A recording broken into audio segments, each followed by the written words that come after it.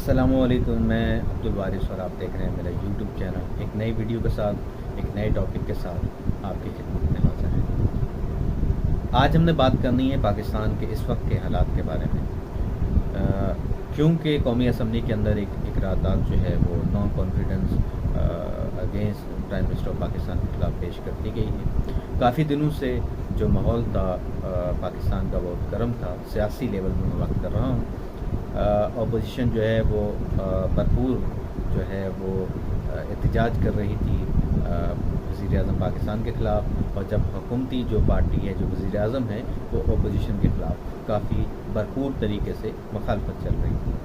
मुल्क के हालात काफ़ी ख़राब हो चुके थे सियासी गहमी से, और अगर आप दुनिया का हिसाब किताब भी लगाएं तो इस वक्त दुनिया के हालात भी बड़े ख़राब हैं, क्योंकि रशिया ने यूक्रेन पे हमला कर दिया हुआ है और आधी दुनिया जो है वो रशिया के साथ आ गई है और आधी दुनिया जो है वो अमेरिका के साथ है। मैं यूक्रेन इसलिए नहीं कह रहा हूँ कि यूक्रेन ख़ुद कोई मेरे ख्याल में इस वक्त हैसियत नहीं रखता। इस वक्त यूक्रेन के साथ जो खड़ा हुआ है मुल्क है वो यूएसए है।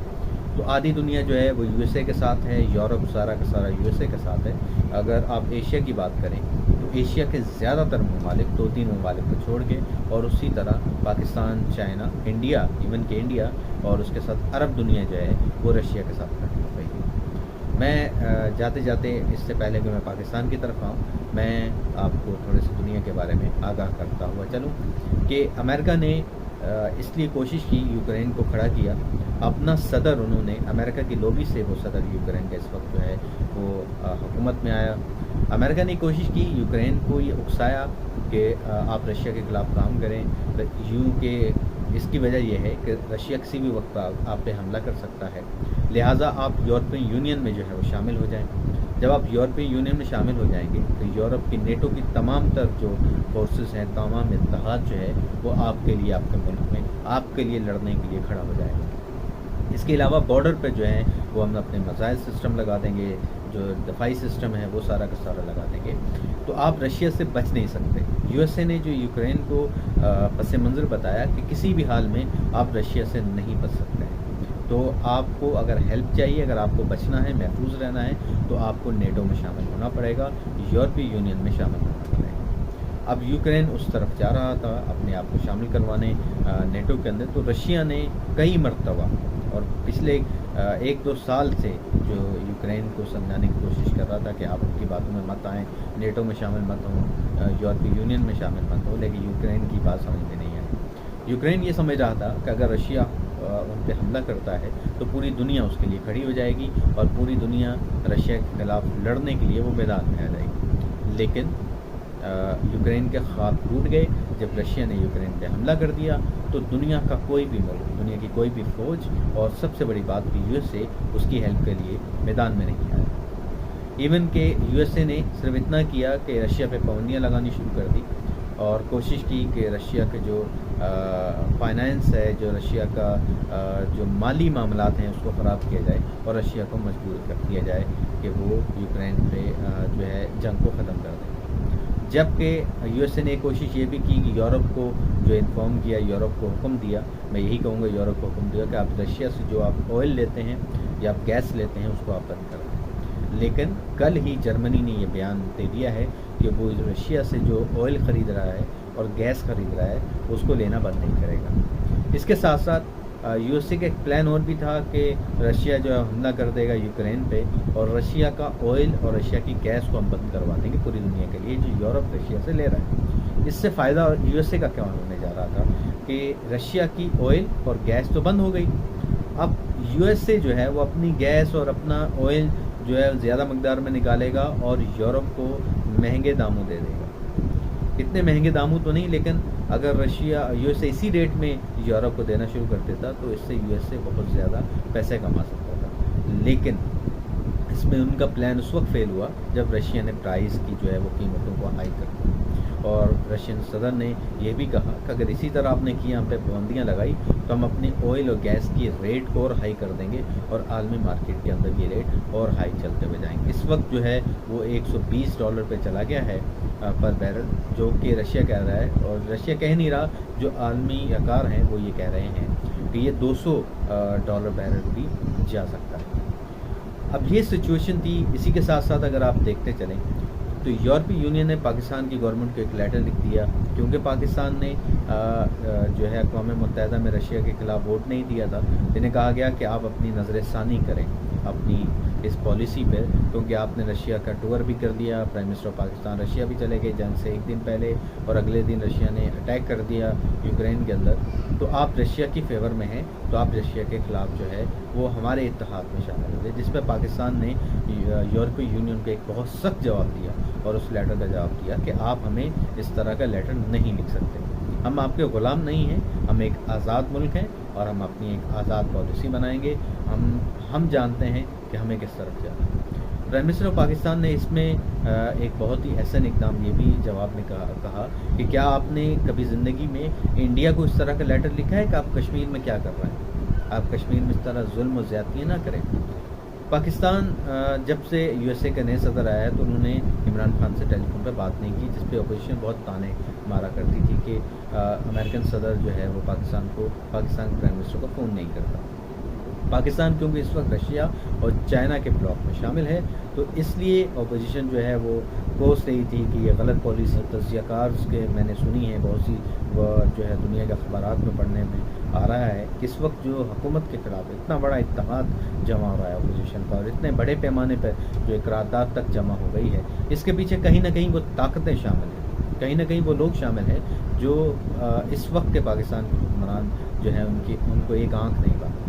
वो इस वक्त पाकिस्तान के हुक्मरानों से नाराज़ हैं, जो कि रशिया और चाइना के साथ फ्रेंडशिप को मज़ीद आगे बढ़ाते जा रहे हैं। और यही वजह थी कि पाकिस्तान जो है IMF में फंसा हुआ है, पाकिस्तान जो है फैटअप में फंसा हुआ, दोबारा ग्रे लिस्ट में 29 में से 28 में से सॉरी हमने 27 पॉइंट्स पर कंप्लीट काम कर दिया, हम फिर भी ग्रे लिस्ट के अंदर हैं। तो ये तमाम सख्तियाँ, ये तमाम जो है वो मुश्किलें खड़ी की जा रही हैं, और बहुत से लोग ये कह रहे हैं कि अपोजिशन जो है उनसे मिलकर पाकिस्तान का कुछ मीडिया और अपोजिशन मिल के जो है ना उनके साथ मिल के ये पाकिस्तान के ख़िलाफ़ काम कर रहे हैं, हुकूमत के ख़िलाफ़ काम कर रहे हैं, जिस पर अपोजिशन का कोई रहनुमा इस बयान को रिजेक्ट नहीं कर रहा। तो ये उनका जवाब न देना, खामोश रहना इस बात की तायीद कर रहा है। और जब भी कोई इंसान खामोश रहता है तो रूल ये कहता है कि खामोशी हाँ में शामिल है।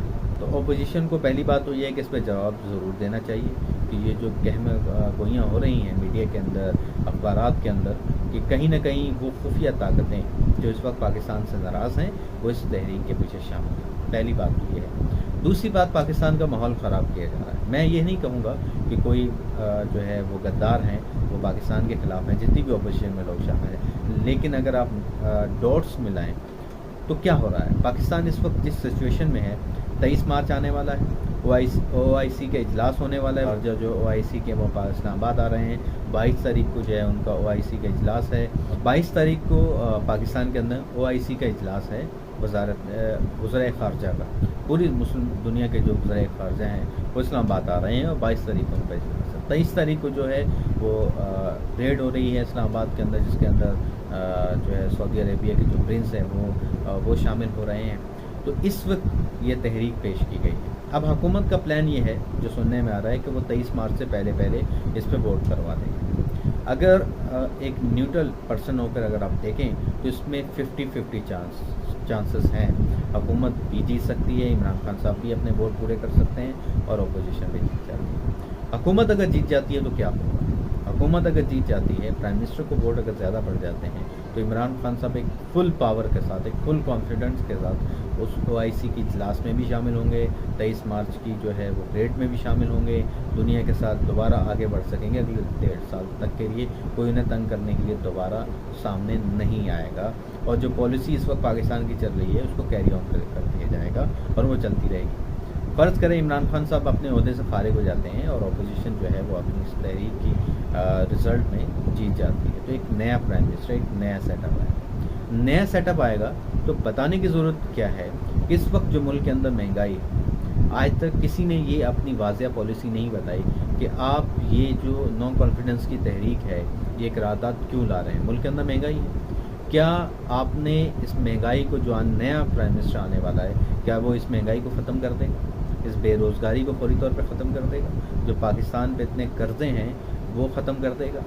किसी अपोजिशन के लीडर ने अभी तक इस पर बयान नहीं दिया। یہ خاموشی جو ہے یہ کسی طرف اشارہ کر رہی ہے کہ واقعی کیا وہ قوتیں ان کے پیچھے شامل ہیں جو کہ حکومت کو ہٹانا چاہتے ہیں، عمران خان کو ہٹانا چاہتے ہیں، اس حکومت کی اس وقت کی پالیسی کو جو ہے وہ ختم کروانا چاہتے ہیں. کیونکہ اپوزیشن ایک ہی بات کر رہی ہے کہ ہم نے عمران خان کو ہٹانا ہے، عمران خان کو ہٹانا ہے. تو ہٹانا کیوں ہے؟ اس کی وجہ کیا ہے کہ اس نے ملک برباد کر دیا، ملک کو ٹھیک نہیں کر سکیں گے، ملک تباہ ہو گیا. ہاں ٹھیک ہے، تباہ ہو گیا، ملک میں مہنگائی ہو گئی. آپ کے پاس روڈ میپ کیا ہے؟ آپ ملک کو کیسے ٹھیک کریں گے؟ کسی کے پاس اس کا آنسر نہیں ہے. اگر آپ دیکھیں اس وقت ملک کی سیاست میں تو ایک ہی چیز نظر آتی ہے، وہ ہے پرسنل دشمنی. پرسنل جو غصہ ہے ایک دوسرے کو، ایک کو دوسرے کے ساتھ، دوسرے کو ایک کے ساتھ، وہ زیادہ ہائی ہے، وہ زیادہ سامنے ہے، فرنٹ پہ ہے. ایک غصہ ہے دونوں کے ایک دوسرے کو، وہ ان کو ہٹانا چاہتے ہیں اور وہ ان کو وہاں سے ہٹنا نہیں چاہتے اور ان کے خلاف کیسز کو چلانا چاہتے ہیں. تو یہ کیا یہ پاکستان کے فیور میں ہے؟ کیا یہ تحریک پاکستان کے فیور میں ہے؟ کیا اس وقت پرائم منسٹر کا جانا جو ہے وہ پاکستان میں فیور میں ہے؟ میں اس وقت پرائم منسٹر کے فیور پہ آ کر بات نہیں کر رہا. میں نہیں کہہ رہا کہ پرائم منسٹر چلے جائیں گے تو ملک برباد ہو جائے گا، تباہ ہو جائے گا. دنیا میں بہت سے لوگ آئے، بہت سے لوگ چلے گئے. یہ دنیا، یہ ملک کسی ایک بندے کی وجہ سے نہیں ہے. یہ صرف عمران خان کی وجہ سے نہیں ہے. عمران خان کو تو جمعہ 8 دن ہوئے ہیں، 3.5 سال ہوئے ہیں صرف اس ملک میں حکمرانی کرتے ہوئے. یہ ملک تو 70 سال سے ہے. اور اس وقت ان لوگوں کے ہاتھوں میں بھی تھا جو صبح شام لوٹ رہے تھے. تو ملک تو پھر کوئی ملک کو کچھ نہیں ہوا. انشاءاللہ ملک کو آگے چل کے بھی کچھ نہیں ہوگا. پاکستان کل بھی زندہ باد تھا، پاکستان آج بھی زندہ باد ہے، پاکستان ہمیشہ زندہ باد رہے گا. لیکن مجھے اور آپ کو اس سوچنے کی ضرورت ہے. ہم اور آپ کچھ نہیں کر سکتے، ہمارا ووٹ نہیں ہے. ہمارے جو ایم این اے صاحب وہاں سلیکٹ کر کے ہم نے بھیجے ہیں قومی اسمبلی کے لیے، ووٹ ڈالیں گے. ہمیں دیکھنے کی ضرورت ہے کہ وہ لوگ جو عمران خان کی پارٹی میں عمران خان کے نام پہ ووٹ لے کر اس قومی اسمبلی میں گئے، کیا وہ ہمارے ووٹ کو بیچیں گے؟ فرض کرے ایک ایم این اے جس کو میں نے ووٹ کیا تھا اور میں نے دیا تھا پی ٹی آئی کو ووٹ، اور وہ جیت کر قومی اسمبلی میں چلا جائے، اور کل جب وہ قرارداد پہ ووٹنگ ہو اور وہ عمران خان کے خلاف ووٹ دے دیں. تو میں نے تو اسے ووٹ دیا تھا عمران خان کے نام پر کہ آپ عمران خان کے جو ہے وہ ایم این اے ہو، میں آپ کو جتوا رہا ہوں تاکہ عمران خان جیت جائے. اب اس نے میرے ووٹ کی خیانت کی ہے.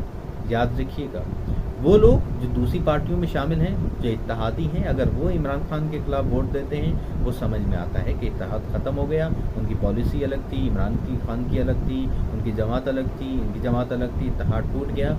وہ دھوکے بازی نہیں ہے. لیکن ایک ایم این اے جو پی ٹی آئی کا ایم این اے تھا، جس کو عوام نے ووٹ دیا پی ٹی آئی کی بنیاد پر، خان کی بنیاد پر، وہ اپنا ووٹ بیچ دیتا ہے.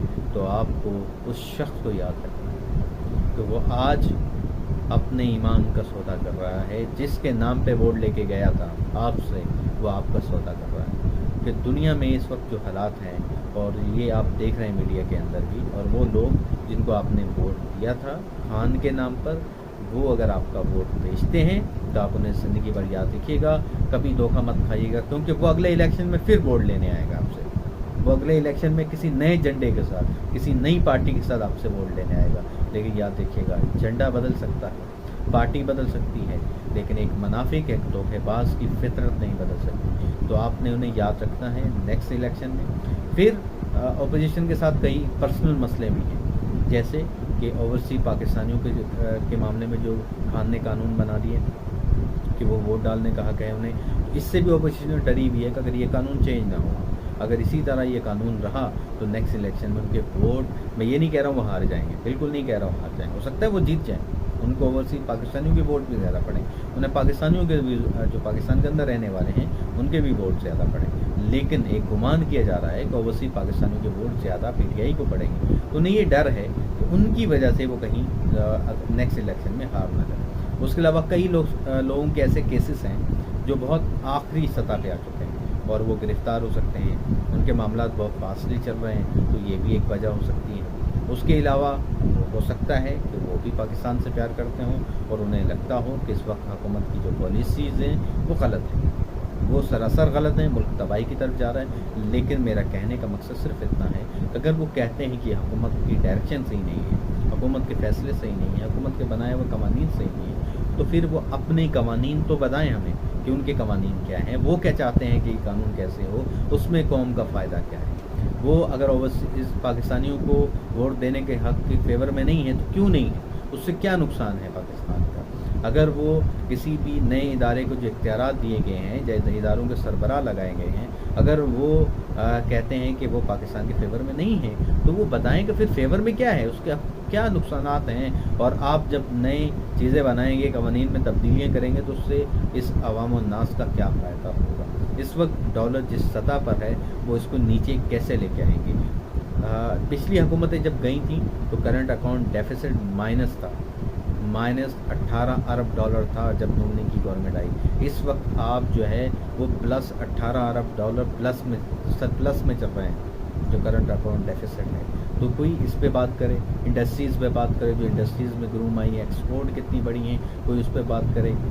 किसी पे कोई बात नहीं हो रही। अपोजिशन सिर्फ एक ही नुक्ते पे बात कर रही है कि इन्होंने मुल्क को तबाह कर दिया, बर्बाद कर दिया, लेकिन अगर कोई उनके एविडेंस मांगे, उनके पास कोई एविडेंस नहीं है। याद रखिएगा, वो शख्स जो बात तो करे कि वो दूसरा बंदा गलत है, और जब आप उससे पूछें कि वो गलत क्यों है तो वो उसको बयान ना कर सके, तो उसका मतलब है वो बंदा कहीं ना कहीं खुद गलत है। इस वक्त जो हुकूमत के मामलात हैं वो गंभीर हैं, इकरारदाद पेश हो चुकी है। पंजाब के जो है वज़ीर आला है, उनके ख़िलाफ़ भी आ सकती है। फिर PTI की अपनी पार्टी के जो लोग हैं वो भी इस वक्त अपनी डायरेक्शन बदलने के लिए रेडी हैं, तैयार खड़े हुए हैं, अपने जो है मतालबात जो हैं वो मनवाने की कोशिश कर रहे हैं। और एक तरफ अगर हम देखें तो पूरा पाकिस्तान की जो अपोजिशन पार्टी हैं, इवन के PTI के लोग हैं, वो खड़े हुए हैं एक लाइन में, और दूसरी तरफ अकेला खान या उसके साथ जो कुछ उसके लोग हैं वो खड़े हुए हैं। इस वक्त हक पे कौन है, गलत कौन है, मेरी कोई हैसियत नहीं है कि मैं आपको बयान करूं कि ये शख्स हक पे है, ये शख्स गलत है। लेकिन अगर दलाइल पे बात होगी, अगर चीज़ों पे बात होगी कि किसने कितना काम किया, तो मेरी पर्सनल राय के मुताबिक बिल्कुल ठीक जा रहा है। उसने जो कवानीन बनाए वो भी ठीक हैं, जो इस वक्त काविश है हुकूमत की वो भी ठीक है। कुछ चीज़ें गलत हो सकती हैं, एक बंदा हर जगह पर हर चीज़ में ठीक नहीं हो सकता, लेकिन मैं अब यही हो सकता है, अब वेट एंड सी, अब देखना होगा कि क्या बनता है आगे चल के। इसी के साथ मुझे इजाज़त दीजिएगा आज की इस वीडियो से, आज के इस टॉपिक से। इंशाल्लाह नेक्स्ट फिर नई वीडियो के साथ, नए टॉपिक के साथ आपके साथ हाज़िर होंगे। अपना भी ख्याल रखिएगा, चैनल का भी ख्याल रखिएगा। अस्सलाम।